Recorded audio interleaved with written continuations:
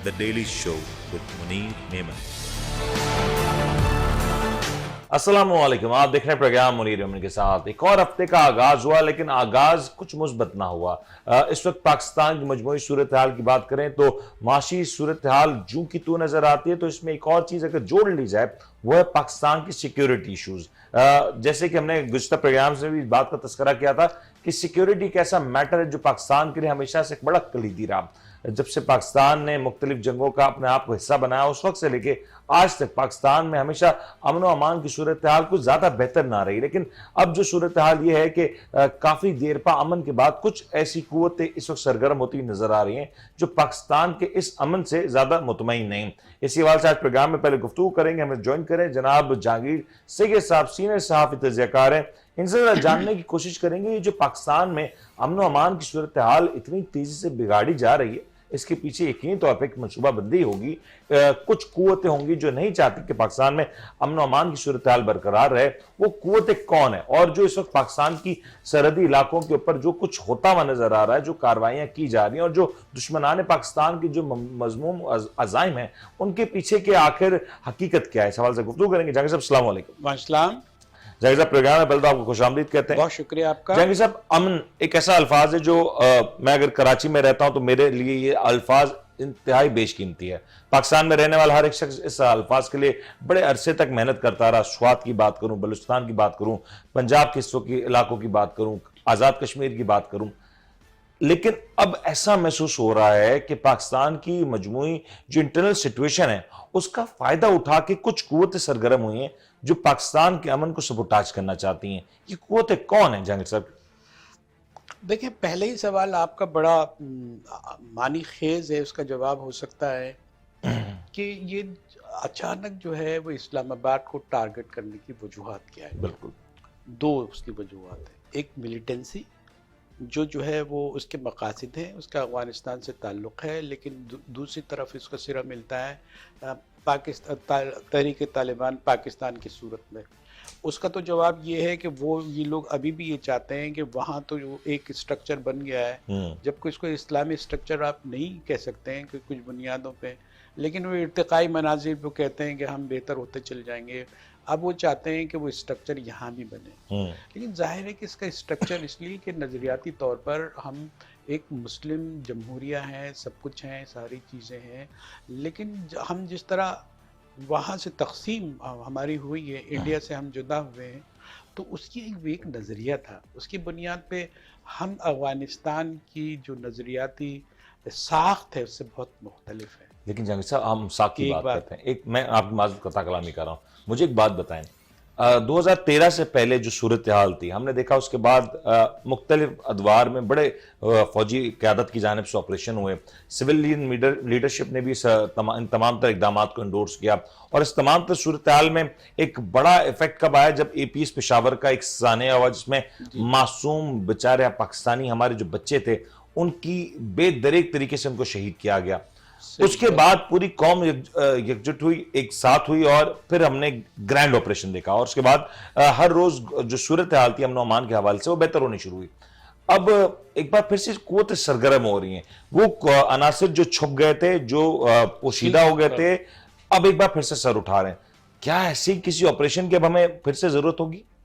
जी, ये जो स्लीपर्स होते हैं ये ऐसी तरह से होते हैं और जब उनको मौका मिलता है ये जाग जाते हैं और अपनी जो है ये रशा-दवानियाँ करते हैं और तबाही फैलाते हैं, और जब इनका काम ख़त्म हो जाता है, हदफ पूरे हो जाते हैं, तो फिर जाके सो जाते हैं। रहते हमारे स्ट्रक्चर में, हमारे मुल्क में रहते हैं, लेकिन मौका परस्त होते हैं और ज़ाहिर है कि उनके डांडे तो हमारे दुश्मनों से ही मिले हुए होते हैं। ये तो एक चीज़ है। लेकिन आपने जो बात कही है ना कि ये जो सूरत हाल है उसकी एक सियासी पहलू रह गया था, बिल्कुल, जिसका सवात से भी ताल्लुक़ है, जिसका इस्लामाबाद से भी ताल्लुक़ है। वो ये है कि देखिए, जो भी सियासत का महवर है, जहाँ से ये तहरीक चलनी है और जिस सियासत का जो चीज़ें हैं वो कहाँ घूम रही है, इस्लामाबाद पे घूम रही है। अगर रैली निकलेगी तो वहाँ निकलेगी, सही। अगर जो है धरना दिया जाएगा तो वहाँ दिया जाएगा। अगर हुकूमत चलानी है समेत 13 जो है वो इत्तेहादियों की, तो वो वहाँ से चलेगी। ٹھیک ہے نا. بالکل صحیح. تو جب جو ہمارا دشمن ہے وہ خفیہ ہے، ظاہری ہے، جو کچھ بھی ہے، اس کی کوشش یہ ہے کہ وہ ہم جو سیاسی گراؤنڈ چیز بن سکتی تھی اور کہیں نہ کہیں جو ہے ایکٹیویٹی ہو سکتی تھی، دارالخلافہ میں ایکٹیویٹی ہوتی ہیں لیکن وہ بڑی سیف ہوتی ہیں، بڑی وائزنگلی اس کو لیا جاتا ہے کیونکہ وہ سیکیورٹی ایریا ہوتا ہے، اس میں سفارت خانے ہوتے لیکن ہیں. جہانگیر صاحب یہ آپ کوئی جو سیاسی سرگرمیوں کو سبوتاژ کرنے کے لیے یہ جان بوجھ کے ڈیلیبریٹلی نوئنگلی دانستہ یہ کارروائی شروع کی گئی ہے. لیکن جہانگیر صاحب معذرت کے ساتھ آپ جو کہہ رہے ہیں کہ ڈیلیبریٹ شروع کی گئی، دیکھیں اس سے نقصان تو عام عوام کا ہو رہا ہے، ایک نقصان پاکستان کا ہو رہا ہے کہ پاکستان کا وہ مثبت کردار جو بڑی محنت کے بعد ہم نے تیار کیا تھا، سارے پاکستانیوں نے اس پہ قربانیاں دی، آج وہ کردار کو مسخ کرنے کی کوشش کی جا رہی ہے. آپ کہہ رہے ہیں کہ اس کے اوپر سیاست ہو رہی ہے، تو وزیر داخلہ جناب رانا ثناء اللہ صاحب کا کیا کردار ہے اس کے اوپر؟ ہم سیاست پہ تو ان کی گفتگو سن رہے ہیں. رانا ثناء اللہ صاحب کے کردار پر ہم آتے ہیں، لیکن مسئلہ یہ ہے جو بھوچال آیا ہے، جو سیاسی جو اتنی خلفشار پیدا ہوئی ہے، یہ تو اس سیاسی جو ان کی حکمت عملی ہے، جو ان کی دانش ہے، جس کو ہم بیمار انٹلیکٹ کے کہہ سکتے ہیں، اس کی وجہ سے صورتحال پیدا ہوئی ہے. اب ان سے سمجھ نہیں رہی، دشمن تو اسی سر ان سے نہیں سمجھ رہی تو مجھے یہ بتا دینا، چلیں مان لیے رانا ثناء اللہ کے آپ یہ دیکھیں، سمجھے آپ جس طرح وہ باتیں کرتے ہیں، دیکھیں کتنی احمقانہ بات کر رہے ہیں. رانا ثناء اللہ کی ایک بات آپ کو بتاؤں، بڑی مجھے ہنسی آ رہی تھی. وہ کہتے تھے کہ جب یہ جو بنڈر باٹ ہوتی ہے، جو ووٹ خریدے جاتے ہیں، یہ جو ادھر سے یہ ہارس ٹریڈنگ ہوتی ہے، اس کے پچھلے ریٹ جو بتا رہے تھے نا، جی جی پچھلے ریٹ بتا رہے تھے کروڑوں میں. اب رانا ثناء اللہ صاحب کو وہ اچھا نہیں لگا کہ وہ دشمن بھی، ان کا مخالف بھی تو کروڑوں کے ریٹ لگا رہا تھا، انہوں نے اربوں سے شروع کیے. 2 ارب مل رہے ہیں کہ ایک ٹکٹ پہ، ایک خریدنے پہ 2 ارب کی قیمت لگائی جا رہی ہے. لیکن جہانگیر صاحب میرا یہی سوال ہے، میرا سوال بھی یہی ہے کہ اس وقت ملک میں امن و امان کا مسئلہ بنا ہوا ہے. International news papers, news agencies اس وقت آپ کے دارالحکومت کی بات کر رہے ہیں، دارالخلافہ کی بات کر رہے ہیں، وہ کہہ رہے ہیں کہ یہاں پہ سیکیورٹی کنسرنز موجود ہیں، ایمبیسیز کی وارننگ جاری کی جا رہی ہے، اس طرح کی خبریں شائع ہو رہی ہیں. سر آپ یہ دیکھیں کہ ایسے موقع پہ ہمارے یہاں پہ وزیر داخلہ ایک شخص شاید اگر اس تمام تر صورتحال سے پرے ہو جائے کہ سیاست میں کیا ہو رہا ہے، وہ اگر گراؤنڈ پر اگر موجود ہو شاید صورتحال بہتر ہو سکتی ہے. دیکھیں گراؤنڈ پر ہو یا انڈر گراؤنڈ ہے، نتائج تو ہمیں بھگتنے ہیں. جس نے جو عمل کیے اس قوم کے ساتھ، اس کے ساتھ تو جو ہے نا وہ ہمیں بھگتنا ہے اور ہم بھگت رہے ہیں. پہلے ان کو بھگت رہے تھے اور اب ان کا رونا رو رہے تھے. ابھی ان کے ہمارے آنسو پوچھے بھی نہیں کہ رانا ثناء اللہ صاحب ایک فلم بن کے ہمارے پر نازل ہو گئے. ان کو بات کرنے کا، ان کا خوشگمانی دیکھیں کہ وہ بہت اچھی باتیں کر رہے ہیں، لیکن وہ ان کی یہ باتیں تو دیکھیں جو منطق اور لاجک کی بنیاد تو ایک ہوتی ہے. جو سر میں منطق اور لاجک کی بنیاد پر اگر یہ سوال پوچھوں کہ اس وقت وفاقی حکومت کی بات کریں تو ان کے پاس رہے صحیح اسلام آباد کی چند کلومیٹر کی حکومت ہے. اگر وہاں کی حکومت بھی، اگر وہاں کے معاملات بھی نہیں سنبھالے جا رہے تو پھر سوال تو اٹھے گا نا کہ اس ملک میں ہو کیا رہا ہے. معاشی صورتحال بہتر نہیں، اقتصادی صورتحال بہتر نہیں، آپ کے دوست ممالک سے تعلقات بہتر نہیں. آج آئی ایم ایف کے حوالے سے جو اطلاعات ہیں کہ آئی ایم ایف کی جو ڈیل ہے اس میں مزید ایک تاخیر ہو رہی ہے. سیکیورٹی ایک میٹر ہے جو ہم انٹرنلی ہینڈل کر سکتے ہیں، سرحدوں کی صورتحال کو بہتر بنا سکتے ہیں. سر یہ کیوں نہیں ہو پا رہا؟ یہ اتنا بڑا مسئلہ نہیں ہونا چاہیے اب ہمارے لیے. جب آپ کسی حقیقت کو، ایک حقیقت کو سمجھے نا، حقیقت واحد ہوتی ہے صورتحال. آپ اس کو ڈیوائڈ اور اسپلٹ کر کے دیکھو گے کہ یہ کر رہے ہیں، یہ کر رہے ہیں، 8 مہینے میں کر رہے ہیں، تو 3.5 سالوں میں انہوں نے بھی یہی کیا. سر انہوں نے یہ کیا، یہ تو تجربہ کار ہے نا. نہیں، ان کا جو کرنا تھا وہ ان کے ساتھ گیا، وہ چلے گئے. تجربہ تو اس کا کاری کے مطلب ساتھ 8 مہینے میں یہ بھی ڈیلیور نہ کر کر رہے ہیں. ان کی تجربہ کاری حماقتوں کا ریکارڈ پہلے بھی موجود تھا. سر اگر یہ تجربہ کار ہیں تو ان کا سارا تجربہ اس محور پہ گھوم رہا ہے ٹھیک ہو گیا کہ ان کے پرانے فیصلے، ماضی کے فیصلے فروٹفل نہیں تھے. سر پھر اگر یہی جب کرنا تھا تو پچھلی حکومت کو برطرف کرنے کا کیا ایسی ضرورت آن پیش ہوئی؟ کیسا کیا وجہ ہوئی کہ اگر یہی کچھ ریپیٹ ہونا تھا تو سر پچھلی حکومت تو یہ مان بھی نہیں رہی ہے کہ ہم سے کچھ غلطیاں ہوئی اور انہوں نے غلطیاں کی. اب تو ان کی غلطیوں کا اس کے ذمہ دار پھر کون ہے؟ ارے مزے کی بات یہ کہ اتنے حماقت ہے عمران خان کی پارٹی کے، یا عمران خان جو بیان دے رہے ہیں وہ کہتے ہیں کہ بھائی یہ تو ذمہ داری نیب کی ذمہ داری ہماری نہیں, ہم نے جو پکڑا ہے نا تو وہ نیب والوں نے پکڑا, ہم سے کیوں کہہ رہے ہو, ہمارا نام کہاں سے آ گیا, یہ تو جو ہے ہمارے سابق جنرل کرتے رہے ہیں جو باجوہ کی بات ہے. اس کا مطلب ہے کہ یہ لوگ بھی معصوم ہی تھے. سر میں صرف ایک سوال پوچھ رہا ہوں, اس ملک میں شاید عوام کو چھوڑ کے ہر کوئی معصوم ہی ہے.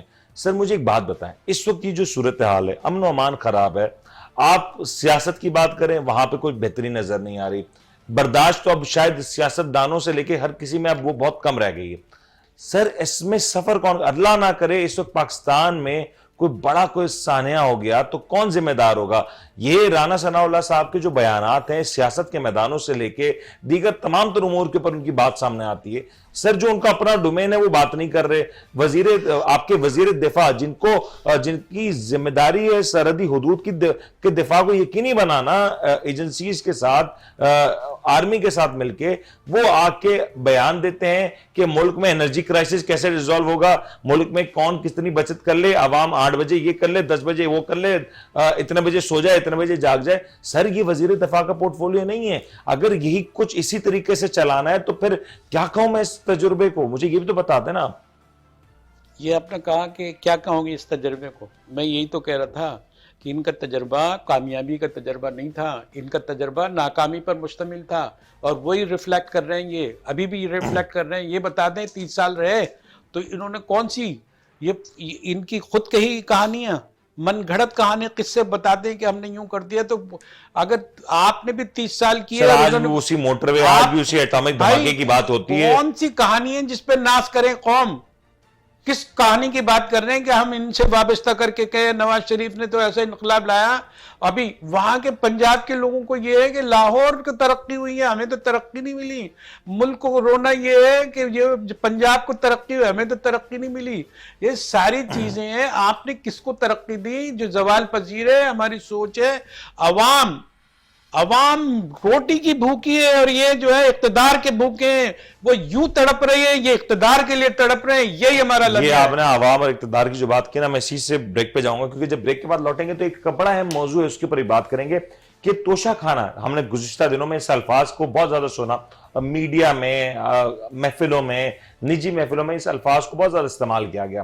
لیکن اب ایک چیز جو ہم نے اپنے ماضی کے پروگرامز میں کئی دفعہ کہی کہ جو توشہ کھانا کا جو معاملہ ہے, اگر اس کو چھیڑا جاتا ہے تو پھر یہ عین ممکن ہے کہ 1947 سے لے کے, یعنی کہ قیام پاکستان سے لے کے اب تک کے توشہ خانہ کے کیا تحائف آئے اور کیا گئے, ان تمام تر صورتحال کی تفصیلات عدالت طلب کر سکتی ہے. اور یہی کچھ ہوا اسلام آباد میں, بالکل ہوا. اسلام آباد ہائی کورٹ نے وفاقی کابینہ سے ان تمام تر تحفے تحائف کی تفصیل اور ان کی ترسیلات کی تفصیل طلب کر لی ہیں کہ کون سے تحائف آئے, کون سے کس کو گئے اور کس میکینزم کے تھرو گئے. یہ ساری تفصیلات جمع کرانے کا حکم دے دیا گیا ہے. اس کے اوپر پروگرام میں بات کریں گے. بریک کے بعد بریک شامل کرتے ہیں, بریک کے بعد حاضر ہوتے ہیں.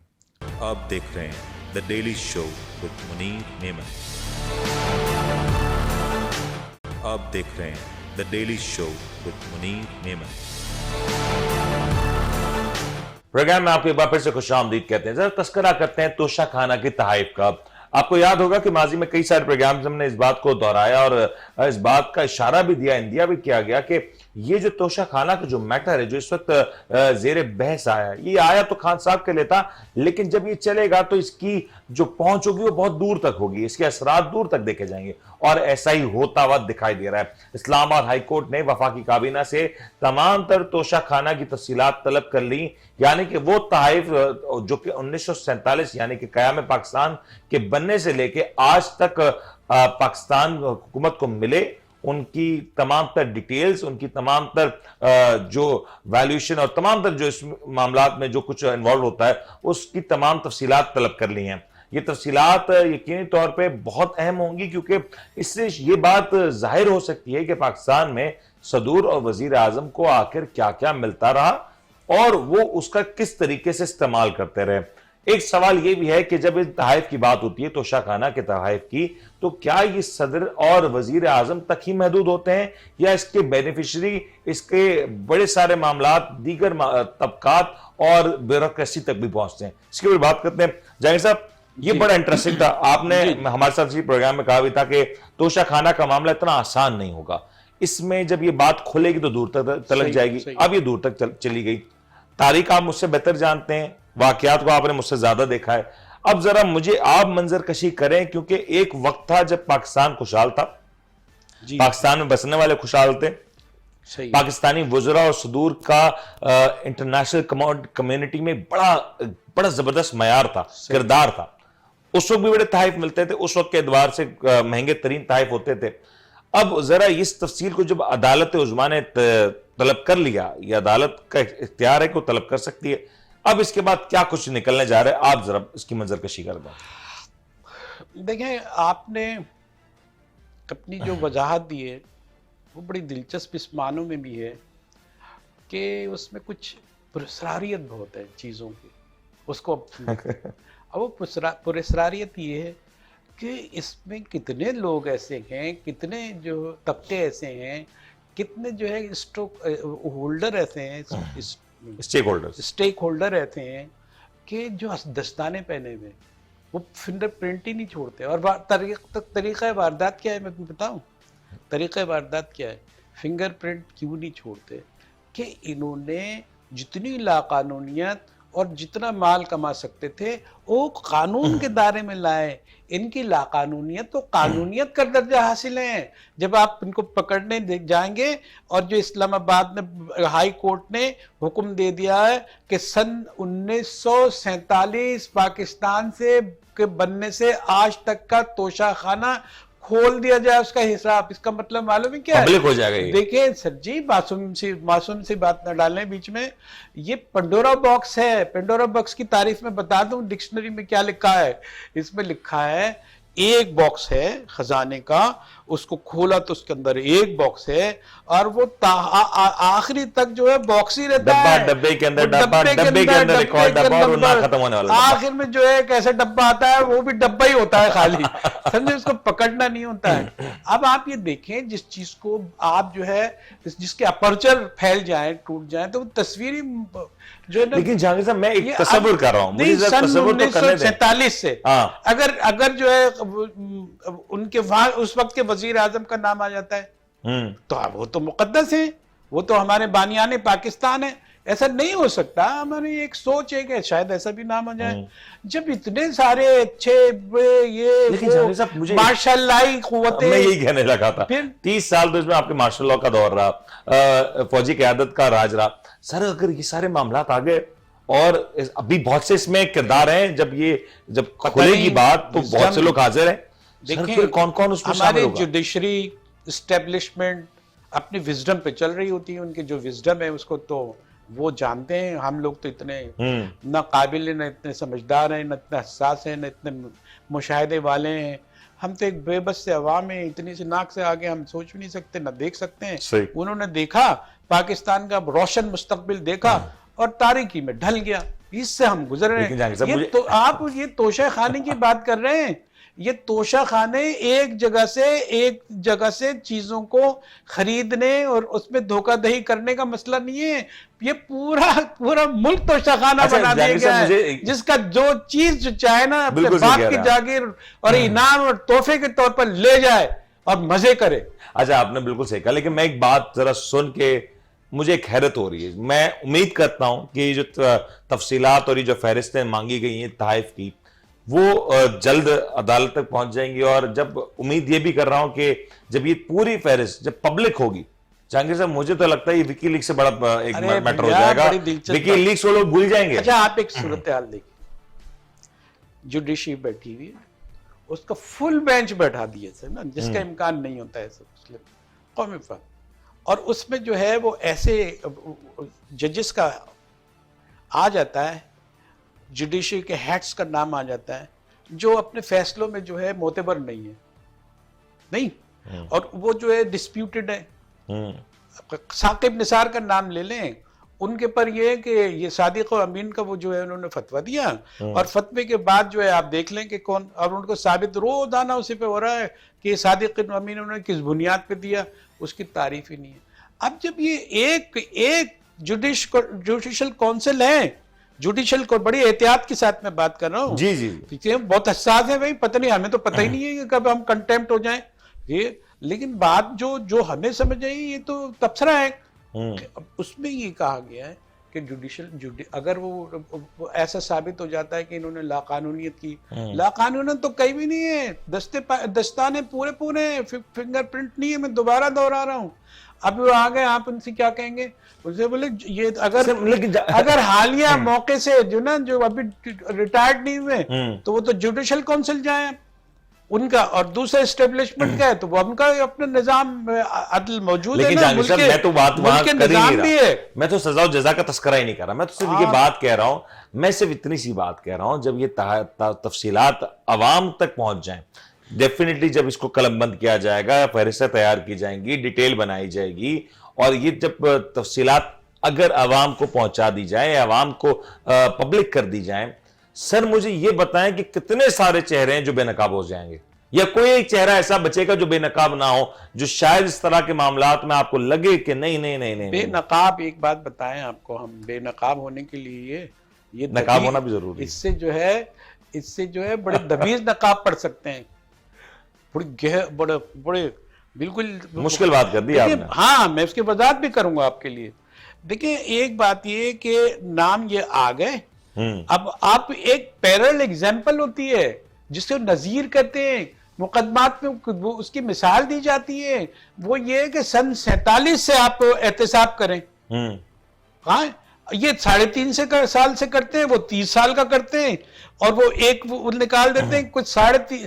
اگر یہ مثال قائم ہو جاتی ہے تو کہاں سے حساب، کس شعبے میں یہ لوٹ مار مچی ہے، کب سے جو ہے پاکستان ڈی ریل ہوا ہے، کہاں سے کرو گے اور کس شعبے میں کرو گے؟ میں تو صرف اسی بات کے لیے خوش ہوں کہ جو تمام تفصیلات جمع ہو جائے گی، عوام کو دکھ جائے گا، شاید عوام کوئی بہتر فیصلہ کر سکے گی، اور اگر کچھ نہ کیا جائے، میں کہتا ہوں کچھ بھی نہ کیا جائے، اگر تمام تر حکومت کو، جائیں گی یہ چیزیں، بالکل آپ صحیح کہہ رہے ہیں، اس کا آنا اتنا آسان نہیں، اور ہم خوش ہو رہے ہیں، وہ خوشی بھی مجھے نہیں لگتا زیادہ دیر پا رہے گی، لیکن مجھے صرف اس بات کا اگر ایک اس طرح کا میں تصور کر لوں، ایک خوش گمانی کے کہ ایسا کوئی فیصلہ آ جائے کہ آج کے بعد جو بھی حکومت آئے گی اور جب وہ حکومت جائے گی تو آنے والی حکومت جانے والی کے تمام تر تفصیلات دیکھے جائے گی کہ اس دور میں 2 سال میں 3 سال میں 5 سال میں ہمارے حکومتوں کی طرح مدت بھی مختلف ہوتی ہے نا، تو اس کرسی پہ جو یہ صاحب رہے، انہوں نے 4 سال گزارے، ان کے دور میں یہ تحائف آئے، یہ یہاں پہ گئے، یہ یہاں پہ گئے، ان کی یہ تفصیلات تھی، مالیت یہ تھی۔ اگر یہی ہو جائے، میں کہتا ہوں آگے شاید آگے کا یہ رستہ بند ہو جائے گا، پیچھے چلے بہت کچھ ہو گیا، پلیزنٹ ڈریم فل جو ہے نا، وہ آپ بات کرتے ہیں، دیوانے کا خواب بھی سمجھ لیں آپ تو پھر۔ دیکھیں آپ نے جو تصویر پیش کی، اچھا میں زیادہ تو نہیں مانگ رہا، اچھا میں نے کچھ زیادہ مانگ لیا، آپ یہ بات کہہ رہے ہیں بھائی توشہ خانہ حاضر ہے، اگر موقع ہے تو یہ پورا ملک توشہ خانہ ہے سر، آپ ایک توشہ خانے کی بات کر رہے ہیں، وہاں تو خرید و فروخت کچھ 15% یا 20% دے کے، اور یہ کچھ تو ادائیگی کرنی پڑتی ہے، یہاں تو جہاں چاہے آپ کا ہاتھ آپ صاف کر سکتے ہیں، اس کو اپنے سٹرکچر کو تو ٹھیک کریں، کون کرے گا، کس میں ہمت ہے؟ اور سب کے سب المیاں یہ ہیں، سارے ادارے جو ہے نا اسٹریس میں، دباؤ میں اور بدنام کیے ہوئے ہیں، یا تو بدنام ہے یا حقیقت ہے، یا بدنام کیے ہوئے ہیں، پروپیگنڈے کا شکار ہے، آپ کہاں سے سانس لیں گے؟ اچھا تو آپ مجھے یہ کہہ رہے ہیں، اچھا مجھے پھر ایک اور پہ سوال یاد آ گیا، اگر اس توشہ خانہ میں کوئی ایسا کیس آ جاتا ہے جس میں 50 کروڑ سے زائد کی رقم ہو تو اس میں نیب شامل ہوگا؟ بڑی دلچسپ بات کی یار تو تم نے ٹیکنیکل جو ہے ہمیں ناک آؤٹ کرنے کی کوشش کی ہے کہ جو لوٹ مار کے جو ہے وہ تو 50 کروڑ لاؤ، جی جی 50 کروڑ تو بہت ہی کم ہوگا، پھر تو احتساب ہو سکتا ہے، یا تو ایک نئی کوڑی لے کے اچھا پھر ایک اور سوال، ایک اور سوال، ہمارے عام طور پہ جو چیزوں کی ویلیویشن ہے نا، اس کو نکالنے کا طریقہ کار بھی مختلف ہے، کچھ لوگ ویلیویشن کرنٹ پرائس پہ لے رہے ہوتے ہیں، کچھ لوگ اسی کاسٹ پرائس پہ لے رہے ہوتے ہیں، ایٹ ٹائم آف بائنگ یا at the time of purchase, یا ایک ہوتا ہے at the time of sale, تو یہ دونوں کی پرائسز میں عام طور پر بڑا فرق ہو جاتا ہے۔ اسسمنٹ بورڈ ہوتا ہے ان کا، سر میں یہ تو کہہ رہا ہوں دباؤ کا شکار ہوتا ہے۔ اچھا پھر اس میں یہ بھی ہوتا ہے کہ دباؤ میں نہیں ہوگا وہ بورڈ، اس کی حکومت کے حصہ نہیں بالکل صحیح ہوگا کہہ رہے ہیں، بالکل صحیح، اس میں عام طور پہ جو اس طرح کی جو آرٹیکلز ہوتے ہیں، لیڈرز کا کریکٹر اگر ہوتا نا تب تو یہ ساری باتیں آپ کر سکتے تھے۔ سر میں کریکٹر کا مسئلہ تبھی تو یہ ساری باتیں کرنی پڑی ہیں کہ اگر ان کی ویلیویشن نکالی جاتی تو پھر یہ کون ڈیٹرمائن کرے گا کہ ان کی ویلیویشن آن ہائر سائڈ لینی ہے یا آن لوور سائڈ لینی ہے، یہ ایگریگیٹڈ ویلیویشن لینی ہے، کیونکہ ہمارے ہاں تو اس بات کا بھی ایک بڑا مسئلہ رہتا ہے کہ کون سی वैल्यूएशन को इस्तेमाल किया जाए, और ये बात आप भी समझते हैं अच्छे से। मुझे बता दें कि आपको लगता है कि इस दीवाने का एक ख्वाब भी पूरा होगा? देखें, आपका ख्वाब जो है खुशफहमी वाला शर्मिंदा ताबीर नहीं होगा, नहीं, सिर्फ शर्मिंदा होगा। हाँ, ये बात ये है कि शर्मिंदा ताबीर तो अपनी एक तरफ है, कौम शर्मिंदा ही है, ताबीर कौम उसको मिल नहीं रही है, समझा। बहरहाल मसला ये है कि जिस तरह आप सोच रहे हैं, ये एक ऐसी खुशफहमी है जो आपकी गलत फहमी और कौम की गलत फहमी पर तो मैं कहूँ मबनी कि है। ट्रक की एक और बत्ती दिखाई जा रही है। ट्रक की बत्ती, पूरे ट्रक जो है ना, पता नहीं, और अच्छा मजे की बात, बत्ती के पीछे चलाया भी नहीं जाता, ट्रक भी गायब हो जाते, हम फिर अंधेरों में होते हैं। धुंध इतनी है कि सब कुछ गायब हो जाता है, और यकीन तौर पे इस धुंध में अवाम ने ना जाने कितने साल इंतजार किया कि अब हालात बेहतर होंगे, अब कुछ ऐसी खबर आएगी, अब कोई ऐसा सिस्टम तरतीब पाएगा कि मुल्क की हालात बेहतर होंगे, गरीब को इंसाफ मिलेगा, भूखे को रोटी मिलेगी, बेरोजगार को रोजगार मिलेगा। ये सब हमने कई सालों से बातें सुनी है, लेकिन अनफॉर्चुनेट है कि पाकिस्तान में सिर्फ वही होता है जो बरसर इख्तिदार लोग चाहते हैं, जो उनकी मंशा होती है, और जो सिस्टम का हिस्सा होता है बेनिफिशियरी आखिर में वही होता है। जब सिस्टम की बात ही हो रही है तो जरा पंजाब असेंबली का भी रुख करेंगे, क्योंकि पंजाब असेंबली इस वक्त पाकिस्तान में सियासत का महवर बना हुआ है। सियासत में क्या होगा क्या नहीं होगा, असेंबलियां तहलील होंगी नहीं होंगी, और ये असेंबलियां अपनी मुद्दत पूरी करती हैं या नहीं करती, ये तमाम तर चीजों का जो तयन है वो पंजाब असेंबली के मुस्तकबिल के ऊपर डिपेंड करता है। इसके ऊपर बात करेंगे, ब्रेक लेते हैं जी, ब्रेक के बाद हाजिर होता है। आप देख रहे हैं the daily show with Munir Memon. आप देख रहे हैं the daily show with Munir Memon. Programme में आपको एक बार फिर से खुश आमदीद कहते हैं। जरा तस्करा करते हैं पंजाब की सियासत के ऊपर। पंजाब असेंबली काफी अरसे से एक ऐसा मुअम्मा बनी हुई है जो हल नहीं हो रहा। हमने देखा कि जब अप्रैल के महीने में एक रिजीम चेंज हुई और एक हुकूमत की तब्दीली हुई, उसके बाद भी जो सबसे ज्यादा जेर गुफ्तगू, जेर बहस जो मौजूद रहा वो पंजाब असेंबली रहा। पंजाब असेंबली के क्या कुछ मामलात हमने नहीं देखे, मार धाड़ और चीखो पुकार, और फिर पंजाब असेंबली के सेशंस कभी कहीं तो कभी कहीं मुनक्किद किए गए। ये सारी सूरत हाल हमने देखी। लेकिन एक और बड़ी सूरत हाल है कि जब से पाकिस्तान तहरीक इंसाफ ने इस बात का अनाउंसमेंट किया कि वो पंजाब और केपीके की असेंबलियां तहलील कर देंगे, उस वक्त से एक भौचाल सा नजर आ रहा है। अदालती हुक्म पे इस वक्त जो करंट स्टेटस है वो ये कि परवेज इलाही साहब को जनवरी 11 से पहले एतमाद का वोट लेना होगा, और इस एतमाद का वोट लेने के बाद ही वो किसी भी फैसले का इख्तियार रखते हैं। तो ये जो सूरत हाल है 11 जनवरी की, ये इसमें वक्त बहुत है, और इस वक्त के दौरान पंजाब असेंबली को सिक्योर करने के लिए परवेज इलाही साहब क्या हिकमत अमली तैयार कर रहे हैं, ये एक बड़ा सवाल है। इसके ऊपर बात करते हैं। जहांगीर साहब, ये हमने एक मोड़ देखा गुज़श्ता हफ्ते के 11 जनवरी तक परवेज इलाही साहब को महदूद किया गया कि वो एतमाद का वोट लें। लाहौर हाईकोर्ट ने महदूद किया कि आप 11 जनवरी तक एतमाद का वोट लें, इससे पहले वोट लें, और इसके बाद अपने इख्तियारात में आप आजाद हैं कि आप अपने जो भी इख्तियारात इस्तेमाल करते हैं। अब मुझे ये बताएं, पहले तो ये 11 जनवरी तक का जो वक्त मिला है, ये सूट किसको करता है इस मौजूदा पैराए में? देखिए, एक बात ये है कि मैदान जो अदालती फैसले हैं, अगर इसको गौर से देखा जाए तो एक बात तो उसके पीछे नज़र आती है, सुप्रीम कोर्ट के फैसलों के पीछे, और जो है सूबाई कोर्ट्स के पीछे ये नज़र आती है कि ये लोग ना कहीं जमहूरियत को बचाने के लिए बहुत कुछ करना चाहते हैं और जमहूरियत रहना चाहते हैं। इनकी ख्वाहिश ये बड़ी पुख्ता ख्वाहिश नज़र आती है। सिस्टम डीरेलना, और सिस्टम है क्या? सिस्टम ये अभी तक की तो हकीकत यही है ना कि सिस्टम जो है वो जमहूरी सिस्टम है, इलेक्टोरियल सिस्टम है, उसी के जरिए होता है, और उसी के आइन की बालादस्ती के बुनियादी नुक्ते पर ये काम कर रहा है। मुताहरिक और महवर इसी का यही है। तो अगर जब ये आप ये देखते हैं तो इसके अंदर एक चीज़ ये है कि अगर जल्दबाजी में ये फैसला, ये टाइम ना देते, जबकि सनाउल्लाह साहब का तो कहना ये है कि हम सुप्रीम कोर्ट जाएंगे, और ये तो बड़ा फाउल कर दिया है, एक तरफा फैसला दे दिया है, और जो है वो परवेज़ इलाही और जो है पीटीआई को एक ऐसा मौका दे दिया है कि हॉर्स ट्रेडिंग होगी, ज़बरदस्त होगी, 2-2 अरब रुपए के लोग खरीदे जाएंगे, और उसका बंदोबस्त भी किया जा रहा है। ये तो इम्कान दोनों तरफ से हो सकते हैं ना? दोनों तरफ से तो ये तो बोल नहीं रहे, पहले ये बोलते थे, अब वो बोलते हैं।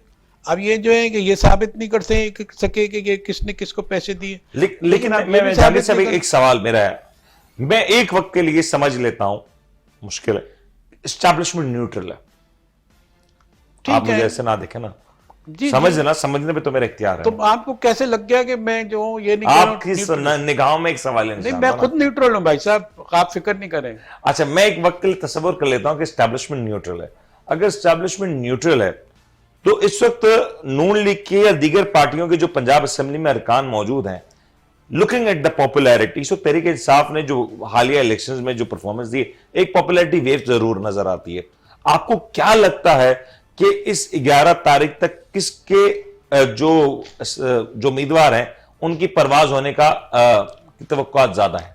देखिए, ये जो टाइम दिया है, ये तो परवेज इलाही को तो सूट करता है, बिल्कुल सूट लेकिन करता है। पीटीआई को सूट नहीं करता।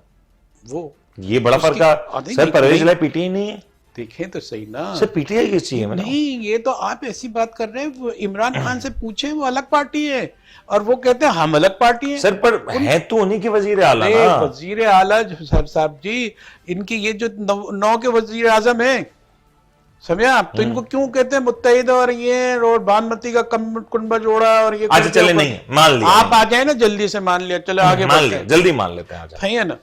अब ये सारी सूरत हाल ये है कि पीटीआई को क्या नुकसान होगा और परवेज इलाही किस में परवेज इलाही के जो पाइपलाइन में कुछ मंसूबे थे और किसी ने और ने बनाए थे या इन्होंने बनाए थे, उसके फीते काटने थे, जल्दी जल्दी ये फीते काट के जो लिखवाएंगे कि भी हमने ये तरक्याती 8 महीने में आपने भाड़ जोक ली और इतने बड़े तरक्याती काम कर दिए, लेकिन रिकॉर्ड पे आ जाएंगे और किसी ने और चले आप ही ने बना दिए। अब उसके आप वो ये तो उन्होंने काम अपना दिखा दिया कि मैं वजीर आला था और मैंने ये तरक्की दी। अब इमरान खान ये समझ रहे हैं कि ये पीटीआई की तरक्की मानी जा रही है, लेकिन वो जो फीता तो वो शख्स काटेगा ठीक। जल कल उसका खुद का फीता कटना है, सही। अगर उसने कॉन्फिडेंस का वोट नहीं लिया तो वो कहाँ खड़ा होगा। बिल्कुल सही। अब और तो दूसरी चीज ये कि जब भी जो गैप आता है तो दुश्मन अपनी स्ट्रेटेजी के तहत उस गैप में खेलता है। सही। अब गैप आ गया, टाइम का भी गैप आ गया, अंडरस्टैंडिंग का भी गैप आ गया। जो वजीर आजम कल जो साबिक वजीर आजम इमरान खान जो बातें कह रहे थे, जिसके नाम ले रहे थे, अब वो आदमी हो गया। पहले वो वही आदमी को जानवर कहा जाता था, अब वो आदमी हो गया, वो अब उसका नाम रख दिया गया, अब उसका नाम आदमी रख दिया गया वापस। ये बड़ी अच्छी बात हो गई है भाई, जिसको जो कुछ कहा जा रहा था नई बात आपने डाल दी। अच्छा, ये भी हो गया। अब मसला ये है कि अंदर की जो टूट फूट है, इधर की तो टूट फूट को जोड़ा गया है। लेकिन मैं अगर मैं आसान अल्फाज में समझूं कि काफ लीग के अरकान का टूटने का फिलहाल कोई इतना नहीं मामला, अगर टूट रहे हैं तो तहरीक इंसाफ के या नून लीग के, ये बात भाई देखें, इसमें काफ लीग का भी फायदा है, नून लीग का भी फायदा है और उन लोगों को फायदा है जिनसे इमरान खान से जिनको बहुत शिकायत रही है। उन्होंने जो है वो ये कहते हैं कि एहसान फरामोश है, वो कहते हैं ये लोग इब्नुल वक्त है, मुझ पर दबाव डाल के काम लेना चाहते थे। ये जो टूट फूट है इसके अंदर सरमायाकारी तो होगी ना कहीं। सरमायाकारी का मतलब ये अपनी सलाहियतें तो इस्तेमाल कर सकेंगे ना वो, अगर वो इल्जाम ना लगाया जाए कि उनसे वोट खरीदे जाएंगे। तो ये जिनको जो ऐसे शिकार हो गए थे, इनकी बदनज़मी का शिकार हो गए थे, इनके हीरो थे जो इनसे दूर हो गए, उनको मौका नहीं होगा, वो अपनी जान नहीं लड़ाएंगे। मुझे ये समझा, बड़ा गेम नहीं, मैं आपकी बात समझ गया। मुझे बता दें, 11 जनवरी को एतमाद से पहले एतमाद का वोट लेना है। आपको लगता है परवेज इलाही साहब 11 जनवरी से पहले एतमाद का वोट लेने में कामयाब हो जाएंगे? इसके बाद इनके सबसे बड़े मोहसिन मालूम है कौन है? ये इत्तेहादी लोग हैं। अगर ये इनकी स्ट्रेटेजी में ये जो है बाहर खेल रहे हैं और इनको जो अंदर से इनका कोई काम नहीं है, होमवर्क नजर नहीं आ रहा कि क्योंकि अब तो इतनी ज्यादा खुल के बात होती है ना कि कौन किसके साथ है, किसके करीब जा रहा है, अभी तक ये नहीं नजर आ रहा है। यही खौफजदा है कि ये वोट खरीद लेंगे, इसका मतलब है कि वोट उनको हासिल है।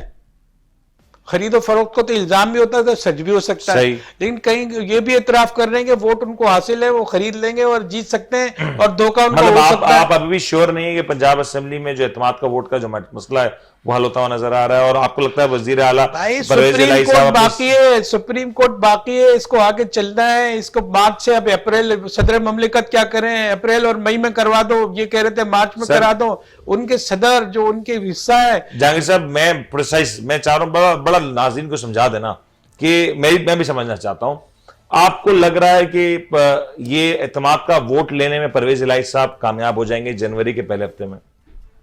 چودھری شجاعت کہاں جائیں گے جنہوں نے اندر سے ان کے ساتھ نماز جمعہ پڑھی ہے پرویز الہی صاحب کے ساتھ؟ تو اس کا مطلب پھر پرویز الہی وزیر اعلیٰ پنجاب نہیں رہیں گے؟ اس کا مطلب پرویز الہی صاحب وزیر اعلیٰ پنجاب نہیں رہیں گے؟ بھائی سیاسی جو نا، خبر دینا جہانگیر صاحب، خبر دیں، آپ کے خبر ہے، آپ وزیر اعلیٰ یہ سب سے کم چانسز امکان یہ ہے جس کو یہ کہتے ہیں نا کہ محسن کش ہیں، اور یہ خود بھی کر رہے ہیں کہ پہلا وار انہی پہ ہوگا، اور ابھی جو ہے ان کو کہا جا رہا ہے ان کے کہنے سے باجوہ صاحب پر تنقید ختم ہو گئی ہے، وہ آدمی بن گئے، سمجھیں؟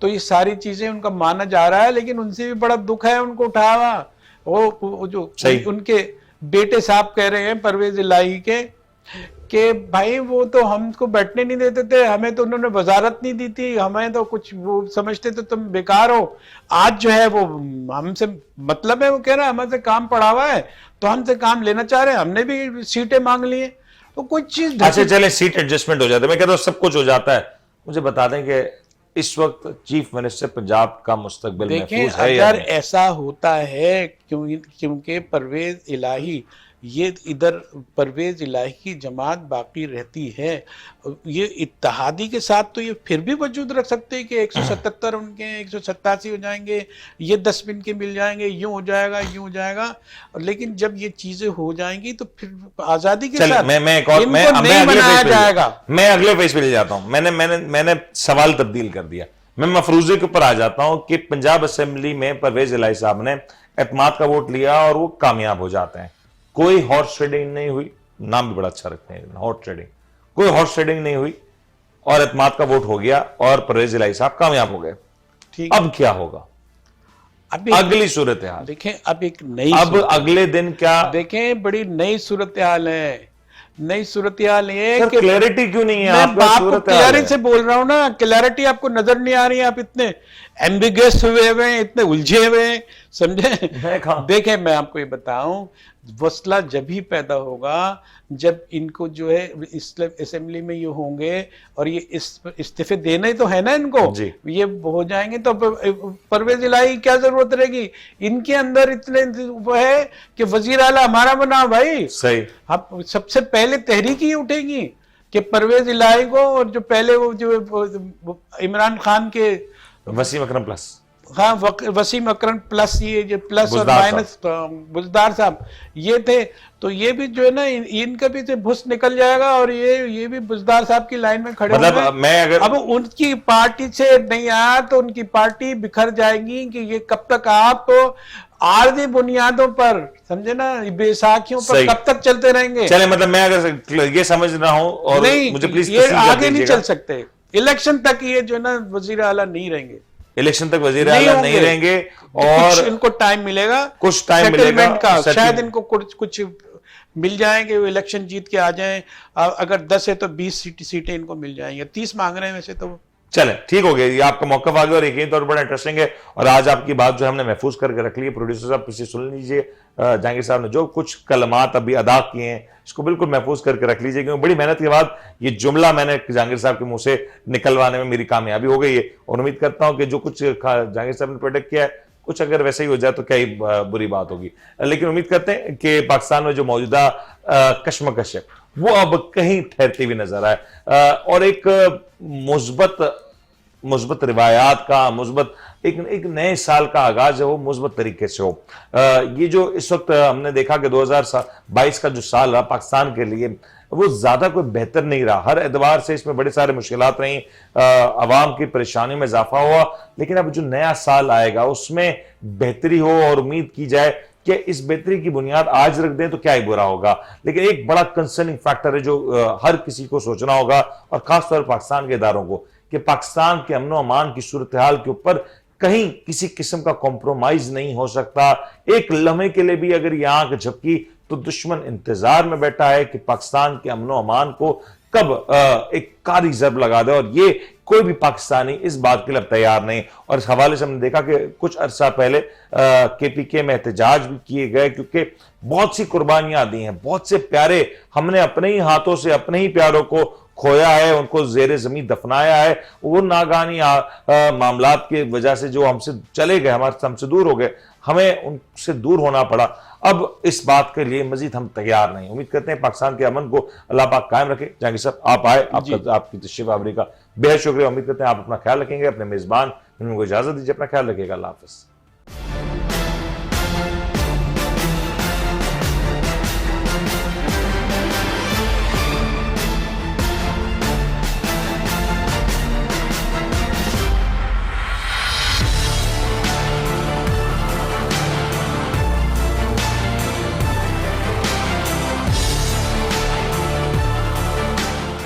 आप देख रहे हैं the daily show with Munir Neyman.